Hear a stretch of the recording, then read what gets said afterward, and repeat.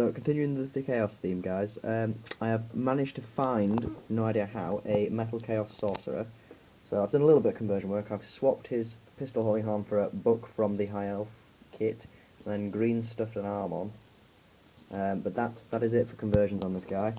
And then I'm going to go through how I'm going to paint these guys. So, we have got basic after a Chaos Black Undercoat, we have a Dheneb Stone base coat. Now I know these aren't the colours that are being sold by Games Workshop at the moment, so I don't really know how to help there. That is the colour of paint that I've undercoated him with. I don't know if they still do the conversion charts, but if they do and you want to paint something like this, that will be helpful to acquire. I'll see if I can get a link to one posted in the description, but I will come back with what I'm doing for the next coat. So for my second coat, I've given him quite a liberal wash of what is watered down Mourfang Brown. I know I should probably use the Citadel wash, but I don't have them, and I tend to think they're a bit too runny, and you can get the consistency you want with watering down paint. So that is going to be a basic undercoat. I think I'm gonna dry brush him again and keep washing and dry brushing him until I'm happy with it. I'm gonna go for a bone coloured armour. So yeah, we'll see how that goes, and I'll get back to you when this is dried. So at the end of this stage, I've quite liberally dry brushed him with a Snakebite leather. That is the Snakebite leather. There is the colour if you want to do this yourself. You can't really see much difference, I don't think. I've not dry brushed the headdress though, so I suppose that is the contrast. So I'll get back to you with the next step, which will be a sort of a whitey, possibly the Dheneb Stone again. What I've done now is I've dry brushed the head quite heavily with the Dheneb Stone and the armour, and then I have washed Dheneb Stone over the cloak at the bottom, but I let him dry upside down so that it ran the opposite way to the other wash. Because it's a quicker way, to me anyway, it seems a quicker way of highlighting it, so you still get the brown in the edges, because it washes to the other side of the edges. Because you can just sort of see it there, where it's washed upwards and then the brown's downwards. The backpack was also dry brushed. The skull there was dry brushed. Haven't done much with the book yet, because I think I'm going to leave that till later. But that's this stage. So I think I might dry brush my skull white on and see where we go from there. So it does it a little bit different this time. I've dry brushed the armour skull white again. I have washed the book skull white, and then on the cloak I have painted all of the raised areas with watered down skull white. Looks a bit naff on the front there, so at that corner I'm going to touch it up a bit. But the other parts doesn't look too bad, especially the back. So when I've touched those up, I might do that actually when I come to do the detailing on the cloak. So I think I'm going to concentrate on the top armour now for the next couple of bits, because there's not much more I can do with this until I come around to the details. Oh, and I dry brushed the backpack skull white as well. So, yeah. So what I've done now is I've coated all of the metal bits with a layer of, what's it now? Mithril silver. They don't produce that anymore, but it's one of the shiniest metals there are on it. So the little bit, it's not coming out very well, but there's a little visor on his skull mask, that's metal, and then all the gubbins and bits there, and then the gubbins at the back of this are all metal now.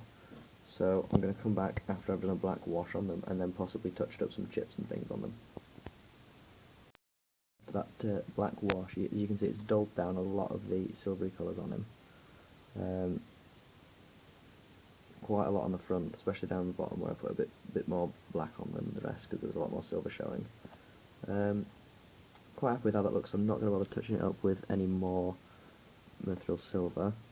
So I will get back to you now with some freehand design of those armour and just finishing off bits of armour. Before then, after that I'll do some weathering and things. So yeah, and freehand on the cloak. That is the next step.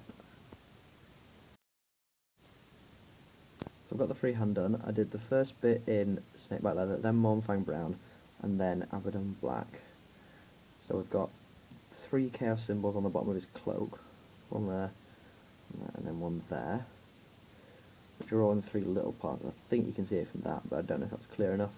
I've got some writing on the book, which is just a capital letter at the front, actually. It's this way up.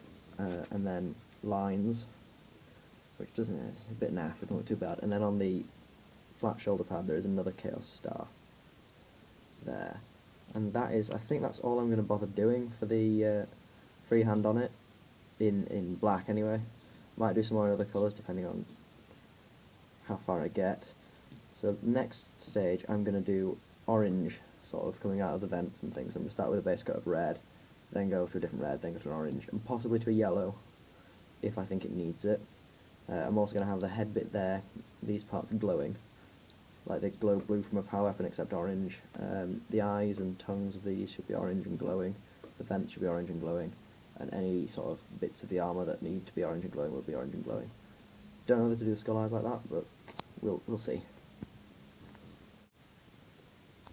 So here I have applied several dry brushing highlights of red, then orange, then yellow, just on the tips, to the eyes of both the Lord and his backpack, to the, I don't know what it is, the plasma-y tenderly things on his headdress, and then at the little vents in the backpack at the back.